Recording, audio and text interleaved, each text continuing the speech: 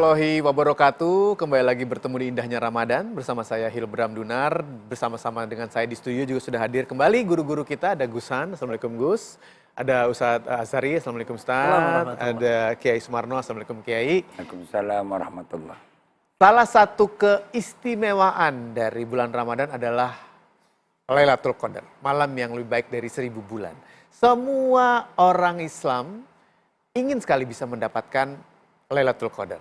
Tapi tentunya ada syarat-syarat yang harus kita penuhi agar kita bisa mendapatkannya. Nah, ini akan kita bahas pada kesempatan kali ini. Mungkin saya mulai dari Ustadz Azhari terlebih dahulu. Bagaimana ciri-ciri datangnya malam Lailatul Qadar? Lailatul Qadar salah satu keistimewaan yang ini menjadikan Ramadan semakin istimewa, bahkan bulan yang paling istimewa. Iya.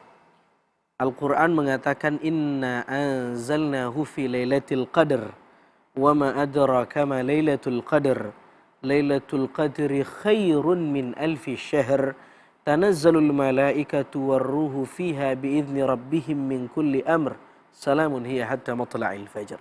Lailah artinya malam. Al-qadar maknanya banyak kata para ulama. Makna yang pertama al-qadha, ketetapan. Malam itu di mana Allah menetapkan ajal bagi hamba-hambanya. Yang kedua maknanya ad-daiq, sempit. Disebut sempit karena malam itu malaikat turun. Tanazzalul malaikah. Kita tahu malaikat diceritakan dalam banyak riwayat memiliki sayap yang banyak. Semakin hebat kedudukan satu malaikat, semakin lebar sayapnya. Dan komandannya adalah Jibril. Semua malaikat atas perintah Jibril turun ke langit bumi memberikan rahmat yang dititipkan oleh Tuhan kepada para malaikat untuk disebarkan seluruh penduduk bumi. Di malam Qadar itu. Maka langit, maka bumi sempit dengan sayap para malaikat. Ini secara bahasa dulu. Lalu yang ketiga para ulama mengatakan Al-Qadar maknanya asyaraf, kemuliaan. Jadi dia disebut Lailatul Qadar maknanya malam kemuliaan. Jadi kita nggak agak lucu kalau kita bilang malam Lailatul Qadar, karena Lailah artinya udah malam. Udah malam, ya. Malam Qadar. Ya. Jadi cukup bilang malam Qadar atau Lailatul Qadar. Bagaimana ciri-cirinya? Ada banyak riwayat. Salah satunya Nabi SAW bersabda, malam itu Lailatun Samhah, malam yang sejuk, malam yang dingin tidak terlalu dingin, panas tidak terlalu panas, Lailatul Qadar. Malam yang penuh kemuliaan. Apakah ada orang yang mendapatinya? Ada. Nabi SAW mendapatinya. Saya merasa tema ini berat sekali karena saya sendiri belum pernah mencicipi Lailatul Qadar. Dalam makna yang mungkin saya tidak tahu. Karena sesuatu yang misteri. Karena itu Al-Quran mengungkapkan dengan kata wa ma adraka. Jadi Al-Quran kalau menggunakan diksi wa ma adraka, mesti konteksnya sesuatu yang misteri. Melampaui nalar manusia. Mesti pakai wa ma adraka. Saya cuma pengen nyadur riwayat. Ada ulama namanya Imam Nawawi. Umur 7 tahun sudah dapat Lailatul Qadar. 7 tahun. Ini tahunya dari mana Ustadz? Kita dapat apa tidak? Imam Nawawi kasih testimoni. Ini ceritakan sama ayahnya. Nawawi kecil pernah melihat cahaya di rumahnya. Dia tidur di samping ayahnya lalu kemudian dia bangunkan ayahnya. Ini diceritakan dalam banyak autobiografi Imam Nawawi. Ya abati ma hadha ad-daw'u alladhi mala ad-dar. Ini ayah, cahaya apa nih? Bangun ayahnya, kata ayahnya, saya tidak melihat cahaya apapun. Hanya anak saya yang melihat. Setelah saya konfirmasi sama para ulama, barulah saya tahu bahwa cahaya itu adalah Lailatul Qadar. Tentu ini kelasnya Imam Nawawi dan ayahnya Imam Nawawi. Kiai, bagaimana? Tandanya itu tidak bisa direfleksikan oleh setiap orang itu sama. Iya. Satu ya. Dan itu setiap orang akan dia mendapatkan rasa berbeda. Ada yang ada dapat cahaya, ada yang lagi nanti dia dapat apa namanya itu sesuatu, dia rasakan embusan angin yang sejuk, begitu. Ada lagi didapat kayak macam bisikan yang baik, bisikan yang positif. Itu salah satu antara tanda-tanda Lailatul Qadar. Apabila kita beribadah sepanjang Ramadan, insya Allah kita pasti mendapatkannya. Insya Allah. Insya Allah. Oke. Cuma hanya sannya Kita harus punya kepedean kepada Allah. Gimana ini. tuh maksudnya? Kepedeannya kita kepada Allah bagaimana? Yakin nggak kita ibadah kita diterima? Kalau kita yakin, insya Allah. Insya Allah. Gusan. Ya, ini bahasan yang berat ya. Seperti saya sampaikan tadi Ustadz tadi, ini ma'adroka. Kalau sudah kata-kata adroka itu sesuatu misteri. Yang orang tidak akan mungkin mudah. Mungkin kita bisa perjelas ini dulu, Gus. Misteri yang bagaimana sih sebenarnya? Misteri dengan karena betul-betul keputusan Allah, prerogatif Allah kepada orang-orang yang mendapatkannya.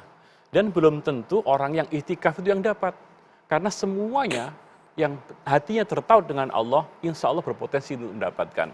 Misalnya contohnya security, tetapi ketika dia bertugas tetap zikir kepada Allah, kameramen, ataupun pilot, ataupun siapa saja yang malam hari itu bekerja, sehingga ketika dia beribadah dan juga tetap beringat pada Allah, bisa jadi dia mendapatkan Lailatul Qadar. Jadi bukan berarti harus di masjid, harus sedang itikaf, beribadah. Itu salah satu cara. Ya. Itu salah satu cara. Bukan satu-satunya cara. Iya, tapi apapun yang kita lakukan, yang penting hatinya terpaut dengan Allah SWT.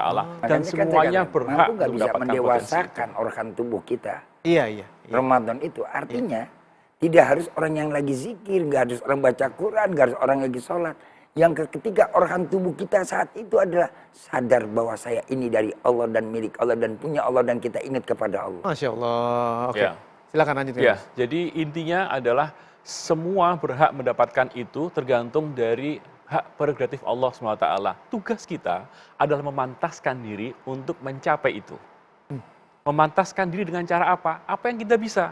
Misalnya kita diberikan keluangan waktu untuk ke masjid, ya silakan ke itikaf. Ya. Kalau misalnya tugasnya di malam hari menjadi security, menjadi tugas malam, bekerja gitu ya. Bekerja dan sebagainya, kan itu ibadah, ya kan? Maka ibadah itu tetap dalam rangka ibadah kepada Allah dan tetap tautkan hati kita pada Allah SWT. Maka kalau Allah menghendaki siapapun yang berikan Lailatul Qadar, maka insya Allah Allah akan memberikan itu kepada mereka. Jadi bisa ada kemungkinan di malam yang sama yang katakanlah kita tidak pernah tahu ya, tapi malam itu terjadilah Lailatul Qadar. Ya. Ada orang yang sudah berusaha untuk mendapatkannya, tapi tetap tidak mendapatkannya karena satu dan lain hal. Ya. Bisa jadi begitu? Bisa jadi seperti itu. Karena Allah yang lebih tahu tentang diri kita. Secara fisik mungkin saja bisa jadi nggak pernah ke masjid sama sekali. Tiba-tiba ujuk-ujuk pas malam itu ingin mendapatkan itu, Allah kan lebih tahu catatannya. Track record-nya udah tahu ini. Ini ngapain selama ini loh ini kan? Iya. Nah bisa seperti itu. Atau nggak pernah ke masjid tiba-tiba dapat Lailatul Qadar. Iya. Itu kan haknya Allah SWT. Oke, Ustaz. Saya turunin dikit tensinya nih. Tensi misterinya. Tensi misterinya. Agak ribet kalau kita ngomongin sesuatu yang misteri. Karena Absurd Tuhan sekali saja gitu kan. sudah bilang ini misteri kan begitu. Iya. Saya pengen kita fokus pada kulitnya aja. Kulitnya itu begini maksud saya. Malam ini disifati oleh Al-Quran, tanazzalul malaikah. Malaikat turun. Ya. Al-Quran tidak bilang tanazzalus syayatin. Setan yang turun, bukan. Tapi malaikat yang turun. Al-Quran udah kasih clue. Kalau mau berpotensi dapat Lailatul Qadar, ingat yang turun malaikat. Jadi beramallah dengan amalan-amalan yang bisa mengundang malaikat turun kepada Anda. Paham ya kira-kira? Oke. Apa yang membuat malaikat suka dengan kita lalu dia mendekat ke kita? Satu, Nabi bilang sholat. Ada malaikat yang tugasnya nungguin orang sholat. Dia tidak akan pergi meninggalkan kecuali orang itu selesai sholat. Ya. Kalau orang itu sholat lagi, malaikat itu tetap di situ. Orang yang sholat. Yang kedua, orang yang punya hubungan baik suami dan istri. Pasangan. Maksudnya? Dilaknat suami terhadap istri atau istri terhadap suami yang mereka tidak bertegur sapa atau menolak hajat masing-masing kebutuhan biologis di atas ranjang. Tidak hanya istri ke suami, tapi suami ke istri. Malaikat melaknatnya. Artinya malaikat gak suka. Berarti kebalikannya, kalau kita mau malaikat turun dekat sama kita, berbaik-baiklah dengan pasangan di bulan ini. Paham kira-kira? Ya. Yang ketiga, ini berbaik-baik dalam arti kata. berbaik-baik dengan pasangan, harmonis, sakinah. Jangan ngarap Lailatul Qadar tapi kita sama pasangan gak baik. Bagaimana mungkin kita dapat Lailatul Qadar? Jadi ibadah itu bukan saja baca Quran. Ibadah itu bukan aja zikir doang. Melayani suami memenuhi pemerintahan istri, itu juga lebih ibadah. Oke, kita tahan dulu sebentar. Sabar Ustaz, sabar. Misterinya akan lebih kita buka lagi supaya insya Allah tahun ini kita bisa mendapatkan Lailatul Qadar. Jangan kemana-mana, kami akan segera kembali. Pemirsa, dari tayangan yang baru saja kita saksikan, semakin rindu dan semakin ingin ya hati kita untuk bisa mendapatkan Lailatul Qadar itu. Tapi kan tentunya apa yang kita lakukan pada malam itu harus tepat. Ciri-cirinya juga harus kita kenali. Ustadz Azhari ingin menambahkan. Saya lanjut ya. Keluhnya kan malaikat yang turun. Iya. Apalagi yang membuat malaikat turun sama kita? Baca Quran. Baca Quran. Nabi mengatakan orang yang dekat dengan Al-Quran ma'as safaratil kiramil bararah. Malaikat akan nempel sama dia. Nah, jadi beramallah dengan amalan yang malaikat suka sama kita. Apalagi memakai wangi-wangian. Perfume gitu. Ya, parfum. Oke. Hal yang sunnah tuh. Misk. Lalu kemudian jangan mengkonsumsi sesuatu yang membuat malaikat nggak suka deket-deket kita. Sesuatu yang bau, aroma yang menyengat. Malaikat nggak suka tuh. Malaikat suka dengan wewangian. Nah, satu clue lagi. Ayat itu mengatakan salam. Hiya hatta matla'il fajr. Iya. Pada malam itu ada kedamaian. Sampai terbit matahari. Orang yang mendapat Lailatul Qadar, dia merasakan kedamaian dan memberi kedamaian buat orang. Bagaimana mungkin dia mendapat Lailatul Qadar, mengaku mendapat Lailatul Qadar, tetapi kemudian tidak memberi kedamaian pada tetangganya. Minimal kalau kita nggak yakin kita dapat Lailatul Qadar, minimal kita hormati ciri-ciri orang yang dapat Lailatul Qadar. Ciri-cirinya dia damai dan memberi kedamaian. Udah kita beri kedamaian aja di Ramadan ini. Berbaik sama tetangga. Iya. Karena itu yang dituntut sama ayat ini. Perkara kita dapat atau tidak, resmi dapat Lailatul Qadar atau tidak, itu urusan Allah. Seperti kata Gus Han, seperti kata Kiai, itu urusan Allah. Yang penting kita menebar kedamaian. Salamun hiya hatta matla'il fajr. Gini. Karena tadi cluenya adalah tanazzalul malaikatu. Turun 10 malaikat ke alam jagat semesta ini, ke dunia ini. Sampai dunia ini penuh dengan jumlahnya malaikat. Maka karakter-karakter malaikat itu akan ada dalam diri orang yang mendapat Lailatul Qadar. Masya Allah. Apa diantaranya? Tadi dia ada kedamaian. Nggak gundah gulana, nggak mikirin lebaran, nggak mikirin baju baru, nggak mikirin jalan-jalan. Itu ada tuh. Tenang dia. Iya. Hilang dah tuh pikiran senang-senang sama duniawinya. Iya. Nah itu diantaranya. Yang kedua, dia senangnya aja Pak. Malaikat ibadun mukramuna la ya'sunallaha ma amarahum wa yaf'aluna ma yu'marun. Dia ada gairah ketaatan yang tinggi. Ini secara ininya, fisiknya ya. Iya. Kemudian lagi, yang ketiga, karena dia udah sesak malaikat, dia mendapatkan kembusan atau efek daripada getaran daripada malaikat itu sendiri, maka di hati dia sendiri di samping ada damai, ada gairah untuk menambahkan taat kepada Allah. Yang lebih terpenting, malaikat tadi tidak lain dan tidak bukan, malaikat itu suka yang baik-baik, yang bagus-bagus, yang wangi-wangi, ada keindahan. Dia suka wangi, dia suka yang indah, dia suka yang bagus, dia suka yang baik. Sehingga terdorong dia untuk melakukan berbuat baik dan bisa berlaku baik. Jangankan baru dia berlaku baik, dia terdetak aja dalam hatinya, saya akan bisa berbuat baik. Iya. Di antaranya itu ada orang yang sudah mendapatkan Lailatul Qadar. Karena saking apa? Karena penuh malaikat. Iya. Turun tatanazzalu alaihimul malaika. Turun kepada mereka tuh malaikat. Yang begitu banyak. Maka ada kebagian tuh cipratannya, efeknya. Iya. Daripada apa? Daripada karakter malaikat yang nempel di dalam dirinya.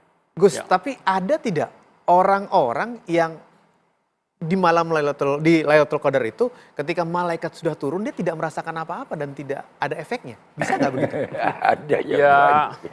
mestinya pasti ada rasa yang dirasakan ya. Mestinya seperti itu. Iya. Ya, ada selain apa namanya, masa ada sesuatu ruh yang sangat suci begitu masuk dalam tubuh kita nggak ada ngefek sama sekali gitu kan.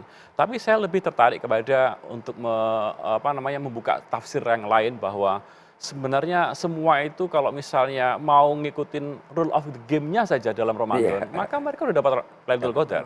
Oh. Jadi yang penting waktunya sholat isya, sholat taraweh nggak tergoda untuk segera berburu zakat mall di waktu yang belum waktunya zakat, Zakat gitu kan. Pergi ke mall Pergi maksudnya. zakat mall kan Iya. gitu dan lain sebagainya, nggak tergoda dan tetap waktu seperti itu insya Allah mereka berpotensi untuk mendapatkan Lailatul Qadar. Iya. Jadi apa namanya, kita menurut saya jangan dicapekkan untuk mencari sesuatu tanda-tanda yang sifatnya misteri tadi, sehingga merupakan sesuatu amalia-amalia yang bisa kita kerjakan lebih produktif lagi untuk bisa apa namanya beribadah secara muamalah dengan baik, beribadah secara apa namanya sholat dengan baik dan juga zikir dengan baik. Disebut sebagai malam 1000 bulan. Jadi kita mendapatkan kebaikan 1000 bulan. Nah ini apa sih efeknya untuk kita sebagai umat Islam? Dalam beberapa tafsir diceritakan dulu orang-orang Bani Israel mereka berumur panjang, beramal panjang. Orang-orang terdahulu punya kuota usia yang panjang. Dengan kuota usia yang panjang mereka punya potensi beramal lebih panjang. Umat Nabi Muhammad diberi usia yang sedikit. Rata-rata usianya 60 tahun. Dipotong tidur 8 jam sehari dikali 60, 20 tahun tidurnya. Tidurnya. Iya. Bagaimana mungkin bisa mengalahkan amal umat-umat terdahulu? Lalu kemudian ngadu ke Nabi. Ya Rasul, bagaimana mungkin kami mau mengalahkan mereka? Umur kami sedikit, lalu kemudian potensi kami beribadah juga sedikit. Ya. Allah karena cintanya dengan umat Nabi Muhammad memberikan paket combo khusus buat umat Nabi Muhammad. Meskipun umur kalian pendek, tapi berkahnya malam ini kalau kalian mendapatkannya khairun min alfi syahr. Lebih baik daripada 1000 bulan. 1000 bulan itu kalau dikonversikan kurang lebih berapa tahun, Gey? 83 tahun. 83 tahun. Berapa episode itu ya? Sekian bulan. Berapa episode? Iya, Masya banyak ya. Allah. Begitulah kira-kira behind the scene-nya. Oke. Tetapi Tetapi, nah ini. angka 1000 ini bukan berarti angka yang di bawah 999 di atas 99 atau di bawah 1001, bukan. Kadang-kadang Al-Quran menyebut angka 1000 menunjukkan makna banyak aja. Oh iya. Ulet kaki 1000. Kaki Kan 1000. gak ada juga Nggak jurnal 1000 juga, ilmiah yang iya. pernah ngitung meriset berapa kakinya. Lawang Pintu sewu. lawang sewu. Mati satu tumbuh 1000. Dia cuman angka yang menunjukkan makna banyak. Betapa banyak keberkahannya Iya. sehingga dipakai kata diksi 1000. Kira-kira begitu. Iya. Bukan masalah angkanya. Kiai, apabila kita mau merasakan dan mendapatkannya, maka apakah otomatis kita menjadi orang yang lebih baik, lebih takwa, lebih beriman kepada Allah? Nah ini yang menarik juga nih. Tadi ada kaitannya yang ini. Semuanya kan tadi ada koneksitasnya. Iya. Kalau memang kita jiwa kita tadi udah merasakan ada getaran malaikat turun ke muka bumi ini. Kita bisa merasakan begitu hebat dan dahsyatnya. Artinya ada dirasakan yang nggak bisa diucap, nggak bisa diomong. Yang nggak bisa diucap, nggak bisa diomong. Dia rasa kok ada rada damai, ada ketenangan, kemudian ada kemauan berbuat baik.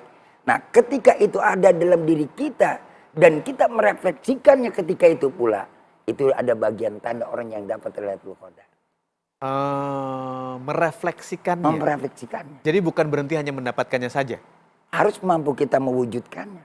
Iya. Sekarang kan orang ngomong, saya dapat Lailatul Qadar begini mendapat cahaya. Semestinya pikirannya dapat lebih terang. Iya. Wawasannya lebih luas. Iya, Kenapa iya. lebih kupah begitu? Lebih apa? Lebih kupah. Kupu itu bahasa mana nih? Ya bangsa sono lah. Gus, Oke, siap. juga nih. dikatakan itu di sepertiga akhir Ramadan. Memang hanya ada di situ. Itu juga Kalau ikhtilaf. Imam Nawawi Ada yang jelas. mengatakan sepertiga akhir dan juga ada selama Ramadan. Tapi Oke. sebagian jumhur ulama mengatakan di sepertiga Ramadan. Akhir ya. Tetapi untuk jaga-jaga, anggap saja kita memberikan semangat kepada para umat semuanya. Seluruh Ramadan itu berpotensi untuk hadirnya Lailatul Qadar. Ya. Ya. Apa yang baiknya kita lakukan pada saat itu? Beramal aja. Jangan pilih-pilih amal.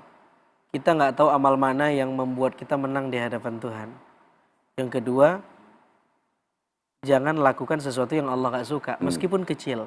Karena kita nggak tahu amal mana yang buruk di antara yang buruk itu yang membuat Allah nggak suka sama kita. Iya. Jangan-jangan cuma gara-gara mindahin sendal orang yang di masjid. Dapat Lailatul Qadar. Dia datang duluan, kita belakangan, Iya. kita pindahin. Iya. Itu doang tuh, sederhana. Allah nggak suka. Gak dapet. Sebaliknya kita mindahin duri, di jalan. Iya. Takut orang kecelakaan. Itu yang membuat Allah ridho sama kita. Kita senyum sama tetangga. Itu yang membuat Allah ridho sama kita. Beda kalau cerita tetangganya janda ya Kiai ya. Ya, mah itu lain lagi. Senyum simpul. Lain lagi gimana, Senyum Kiai? simpul bermakna luas. Simpul. Tadi itu yang membahas mengenai berbuat baik kepada orang lain. Betul. Berarti di saat Lailatul Qadar itu datang, apabila kita hanya berbuat baik kepada orang lain, kita juga sudah bisa mendapatkannya. Nah, itulah yang Allah paling suka. Ketika di malam itu dia ada rasa tadi ketika dikatakan tanazzalul malaika, turun tuh malaikat sampai padat ini dunia dengan banyaknya malaikat. Harusnya dia ada getaran, ada koneksitas nilai kemalaikatan dalam diri. Sehingga dia mampu merefleksikan pada saat itu bisa berbuat baik. Maka ketika pada malam itu, di malam-malam Ramadan, mampu kita bisa merasakan, mampu kita bisa berbuat baik. Iya. Baik, terima kasih Kiai. Dan semoga pemirsa kita semua pada kesempatan puasa kali ini bisa mendapatkan Lailatul Qadar. Kita bisa merasakannya, kita bisa menjadi orang-orang yang terpilih mendapatkan ridho Allah di Amin. Lailatul Qadar. Kita akan lanjutkan pembahasan ini sebentar lagi, jangan kemana-mana, kami akan segera kembali. Dari tayangan tadi membuat kita semakin sadar apabila kita ingin ibadah kita diterima, maka kuncinya salah satunya adalah dengan ikhlas melakukannya. Keikhlasan adalah sebuah kata yang cukup sederhana tapi sulit sekali untuk bisa diwujudkan secara nyata. Ikhlas dalam beribadah bagaimana? Kata ikhlas, itu ada surah dalam Al-Quran namanya suratul ikhlas. Kata ikhlas ini seakar dengan kata khulasah. Khulasah itu artinya saripati, Ya. inti. Inti. Lalu ada kata khalis artinya murni. Orang tidak akan mungkin bisa ikhlas kalau tidak murni niatnya. Hatinya, niatnya, motifnya. Kalau motifnya cacat, mesti tidak ikhlas nih orang. Mesti riya nih, mesti sum'ah. Dia beramal bukan karena Allah tapi karena ulah. Karena ingin dilihat. Oh, oke. Lalu kemudian kata ulama menarik tuh surat Al-Ikhlas. Disebut Al-Ikhlas padahal tidak ada kata ikhlas di dalam surah itu. Qul huwallahu ahad, Allahus samad, lam yalid wa lam yulad wa lam yakul lahu kufuwan ahad. Tidak ada kata Al-Ikhlas. Iya. Tetapi disebut ikhlas. Itulah makna ikhlas. Dia tidak memikirkan dia dapat panggung atau tidak. Dia diapresiasi orang atau tidak. Yang jelas dia murni beribadah karena Allah Subhanahu wa taala. Orang yang tidak ikhlas riya. Imam Ali bilang orang riya itu ciri-cirinya 3. 1, yaksalu idza kana wahdah. Kalau dia sendirian dia malas ibadahnya. Yang kedua, yansyatu idza kana finnas. Sebaliknya kalau rame orang dia semangat. Salatnya panjang. Rame. Lagi sendiri Pendek. pendek. Buru-buru. Ini saya sedang ngomongin diri saya sendiri nih, Mas Ilham. Iya. Yang ketiga, Suratnya diganti. yazidu fil amal wa yanqus yazidu fil amal idza uthniya alaihi wa yanqusu idza dzum. Dia tambah porsi ibadahnya kalau dipuji orang, cakep banget nih Bang Haji ini sedekahnya bukan main dah. Ditambah tuh. Tambah. Nah, Tapi begitu Kesanjungan. dihina, dikritik, diomongin, dia kendor amalnya. Ini mari kita ukur, bukan saya ngomong, Imam Ali. Mari kita ukur omongan Imam Ali ini, lalu kita ukur ke diri kita. Kira-kira ukuran Imam Ali ini kena nggak ke diri kita? Kalau kena kriterianya, berarti kita salah satu orang yang hipokrit, munafik dalam beribadah, boleh jadi tidak ikhlas. Boleh jadi. Karena itu ini momen kita memperbaiki itu. Ya. Tajdidun niat, memperbaiki niat. Gusan, silakan. Menurut saya ikhlas itu sangat ilahiyah ya. Sangat tauhidiyah. Maka al-ikhlas itu isinya kan juga mengesahkan Allah, menyatukan Allah dan artinya tidak ada satu lain kecuali Allah itu sendiri. Ketika kita bicara ikhlas, maka fokus dan epicentrum dari semua ibadah kita itu larinya ke sana. Nah, ini yang pemahaman ikhlas yang sebenarnya. Jadi ikhlas itu kata yang mudah dikatakan, tapi itu sangat-sangat tinggi nilainya dan tidak semuanya bisa melakukannya. Maka bagi orang yang bisa mencapai kata ikhlas yang sempurna, maka insya Allah dia pasti dekat dengan Allah Subhanahu wa Ta'ala. Masya Allah. Ini betul-betul berat. Ikhlas itu berat karena ikhlas itu tidak berbatas, ikhlas itu tidak ada transaksi, ikhlas itu tidak ada kompensasi. Oke, mulainya dulu deh. Ya. Gus, kan kalau ikhlas seutuhnya itu berat sekali. Tapi kan ada tahapan-tahapannya menuju ikhlas seutuhnya. Ya. Dalam beribadah nih mulai dari Awali mana? dengan lillah, awali dengan semua ini karena Allah. Itu saja kuncinya. Kalau misalnya kita beramal sesuatu itu, tapi yang kita ingat hanya Allah, maka itu adalah awal dari ikhlas itu sendiri. Ya. Dan tidak usah dengerin omongan orang. Maka itu yang paling penting. Ikhlas itu bisa tercapai kalau kita sudah mencapai pada titik tingkatan bahwa ridho Allah lah yang kita tuju. Saya mungkin beberapa kali saya ulangi lagi, Allahumma anta maksudi wa ridhoka matlubi a'tini mahabbataka wa ma'rifatak. Kalau misalnya tujuannya kita utama adalah ridhonya Allah, maka ketika kita berbuat sesuatu apapun, maka sudah apapun yang dikatakan orang lain, dibilang riya, dibilang sombong, dibilang apa, dan pamer dan sebagainya, nggak mikir. Ya. Karena saya ikhlas. Orang itu kita kasih, dia tidak memberi lagi, nggak ada masalah. Ibaratnya kalau dalam konteks pernikahan itu kan ada sakinah, mawaddah, levelnya sudah rahmah. Iya. Kalau mawaddah kan masih perlu kesalingan. Belum ada keikhlasan. Aku memberi kau karena kau memberi aku. Itu mawaddah. Tapi ketika sudah levelnya di rahmah, itu maka keikhlasan kita, walaupun kamu tidak mencintaiku, aku tetap mencintaimu. Mantap. Walaupun kamu tidak bisa melayaniku, aku tetap melayanimu. Ya, Nah, ini levelnya sudah Ya, level di situ. ada bakat, ada bakat. Kiai, gimana, Potensi ada. Ya. Makna ikhlas itu jangan mencari sesuatu apapun panjang. kecuali Allah. Iya. Iya, iya, iya. Kecuali Allah. Iya, iya. Kalau masih ada mencari kepentingan A, kepentingan B, kepentingan C, ikhlasnya ketahuan terbagi dua tuh. Iya. Kalau orang udah yang namanya ini wajah tu wajhiya lilladzi fataras samawati wal ardh, udah tahu wajah dia. Yang dihadapkan wajah dia hanya kepada Allah. Hanya satu orientasi, satu tujuan. Oh, insya Allah nggak bakal dia berpaling kepada yang lain. Iya. Nggak bakal mau cari ini, cari itu. Dia ibadah bukan cari minta keuntungan. Dia ibadah bukan cari yang namanya minta tambahan. Dia ibadah bukan yang namanya minta untuk naik pangkat, jabatan, kedudukan. Kadang kan kita begini. Ya bukan berarti nggak boleh kita meminta kepada Allah tentang duniawi. Ya. Silahkan kata Allah. Ya. Tapi jangan kambing hitamkan ibadah. Maksudnya gimana? Nah ini. Contohnya. Contohnya. Ada orang berzikir, berwirid, minta baca doa segala macam. Mintanya buat duniawi. Oh. Ya. Iya, iya, iya. Zikirnya nggak ikhlas berarti. Zikir. Iya, Nggak jadi ikhlas. oke, Bukan. baik. Habis ini kita lanjutkan lagi. Ya. Salah satu tantangan untuk bisa menjadi seseorang yang ikhlas itu berat cobaannya. Apalagi di era sosial media seperti sekarang. Masya Allah. Banyak Allah. yang kita lakukan, kita posting, mungkin sekedar beribadah, tapi diposting dengan harapan mendapatkan pujian, Nah, itu mencari dibilang ini. lebih baik, dan Ya. lain-lain. Ini akan kita bahas sebentar lagi. Ya. Jangan kemana-mana. Kalau melihat tayangan tadi, benar-benar kita ingin sekali bisa menjadi pribadi yang ikhlas ketika beribadah. Tapi tantangannya di era sekarang makin banyak, termasuk dari sosial media. Sekarang itu ada orang-orang yang sholat bersama keluarganya aja diposting. Wah keren. Iya kan? Lagi sholat diposting, lalu ditunjukkan ingin mendapatkan wah keluarga yang sakinah, mawaddah, warahmah. Nah, Ahli ini ibadah. rajin keluarga ibadah. soleh. Iya. Memberikan berzakat diposting. Bagaimana?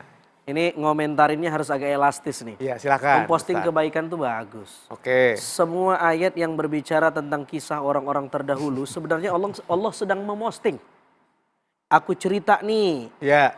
kisah umat terdahulu, ada Luqmanul Hakim, ada Sayyidah Maryam. Kan Allah sedang memposting tuh di Quran. Ya, Kita baca postingan Allah. Ya. Kita like, kita share, kita ajarkan. Ini loh isi Al-Quran. Jadi memposting kebaikan tuh bagus-bagus aja. Lalu kemudian di bab yang berbeda adalah kita ikhlas atau tidak. Itu bab yang beda tuh. Kata para ulama, awaluhu takalluf, akhiruhu ta'alluf. Ikhlas itu awalnya berat. Tapi lama-lama menjadi habit. Lama-lama menjadi karakter. Lama-lama menjadi kebiasaan. Itu ikhlas. Dia memang harus dilatih. Oke. Gusan, Saya ke Gusan dulu deh sebelum Ya, ke Kiai. kalau kita bicara apa namanya ikhlas yang levelnya level hardcore, nah, itu kan level tinggi. Level tinggi maksudnya Yang ya? level hardcore itu kan level tinggi, maka kita nggak perlu mikir apa kata orang. Jadi kalau misalnya masih kita mikir apa kata orang, berarti kita nggak ikhlas. Oke. Imam Ali tadi ya. Oke, oke, oke. Betul. Jadi kalau kita posting lagi ibadah lalu berharap dapat likes, dapat komen, Iya. dapat apapun itu berarti belum sepenuhnya ikhlas. Sebenarnya kita posting aja. Iya. Nggak ada masalah. Jadi Iya. respon apa dan sebagainya orang mengatakan lain ya sudah terserah. Yang penting kita tujuannya adalah apa namanya mengisi media sosial ini untuk kebaikan. Oke. Daripada diisi oleh hal-hal yang tidak. Ya. Algoritma kita ketahuan nanti ini. Iya, Apa betul. kan begitu. Betul. Maka kita mengisi itu dalam rangka untuk menggeser sampah. Kita isi dengan hal-hal yang kebaikan. Ya. Nah itu kunci dari apa namanya ikhlas itu sendiri. Iya, jadi Maka bukan berharap likes, komen dan lain-lain ya. ya bukan berharap itu, Ya, yang penting kita tujuannya adalah tahajud. Mungkin pertama tujuan tahajud binikmah. Bisa juga tujuan kedua yaitu dalam rangka syiar dan sebagainya. Maka kalau saya dengan jamaah umroh yang bisa sama saya, silakan foto di belakang Ka'bah, silakan tidak ada masalah. Saya lebih senang rumahmu itu ada fotomu di belakang Ka'bah daripada fotomu di depan Paris. Saya pikir itu, silahkan, tidak ada masalah. Itu kalau misalnya ingin memotivasi apa namanya Iya, yang lain iya. tidak ada masalah. Iya, iya. Yang penting tujuanmu ikhlaskan saja. Iya. Udah nggak usah mikir yang lain. Oke. Kalau kami seperti itu. Iya. Ya. Kiai bagaimana? Bedanya. Waduh. Wah, Wah, Wah, Iya, bedanya gimana Kiai? Ini kita senang nih. Allah ketika memposting, yang Allah posting adalah hamba-hamba yang soleh. Iya, Kalau kita kan kebanyakan posting diri kita. iya. Yang belum tentu soleh. Yang belum tentu soleh. Berpura-pura soleh. Allah. Ini yang makanya saya bilang. Kita bawaan mau minum aja nih bentarnya nih. Masih bisa loh Masih Ustaz. bisa, masih bisa. Masih jamnya loh. Nah, Lanjut. di sini Silakan, ketika silakan. Allah memposting Nabi Luqman, Allah memposting Nabi Ibrahim, Iya, Allah iya. memposting Siti Maryam, Allah Iya. memposting lagi baginda Rasul Kanjeng Nabi kita Muhammad. Sallallahu Allah alaihi wasallam. memposting orang-orang yang soleh. Kalau kita memposting kebaikan orang, itu yang jadi ikhlas. Allah. Yang kita kan kadang-kadang kita memposting diri kita. Iya, iya. Keluarga kita, harta kita, Iya. karir kita yang kita pengen Betul, posting. betul. Iya, iya. Coba posting kebaikan orang. Allah. Coba posting kesolehan orang. Iya. Ya Rabb. Coba posting yang kedermawanan orang. Iya, iya. Coba posting karir orang yang meningkat. Jangan posting dia. Eh, Kalau dia hanya pengen, orang kan pengen di-like karena ke diri dia. Iya, iya, iya. Coba kalau dari orang, mau nggak ada di-like? Nggak bakal dimuatin yang seperti itu. Maka saya bersyukur saya nggak punya Instagram. Iya, iya, oke. Gini. Oke, ini 1 menit nih. Bisa langsung disimpulkan Enggak, juga. dua Ustaz. pendapat ini sama baiknya. Ya. Kiai ini harus mewakili standar ikhlas yang kelasnya elit. Iya. Tetapi kalau semua pakai Standarnya kosakata Kiai, Instagram tidak ada yang ngisi kebaikan. Perlu juga kita mendengar pendapat dari Gus Han tadi. Yang Iya. penting kontennya, algoritma kita dan seterusnya. Lebih dari itu adalah kita berbuat baik saja, ikhlas saja. Bahkan kalau mau versi yang lebih ideal, kata Imam As-Susi, orang tidak disebut ikhlas kalau dia masih berbicara tentang ikhlas. Ya. Wow. Begitu iya, orang iya, bicara iya, tentang iya. ikhlas, maka keikhlasannya masih membutuhkan keikhlasan. Masih dipertanyakan. Termasuk ya. ikhlas yang baru saya bicarakan ini. Oke, kalau begitu kita akhiri saja pembahasan Iya. mengenai ikhlas ini Iya. agar kita benar-benar bisa menjadi pribadi yang ikhlas ya. Udah ikhlas nih, udah ikhlas. Udah ikhlas ya semua ya. Udah ikhlas. Dan mudah-mudahan Ikhlaskan Anda juga ikhlas dalam beribadah. Terima kasih guru-guru kita Masya Allah, atas Masya Allah. pembahasannya dan juga tausiahnya. Insya Allah besok kita bertemu lagi. Saya Hilbram Dunar. Wassalamualaikum warahmatullahi wabarakatuh. Waalaikumsalam warahmatullahi wabarakatuh.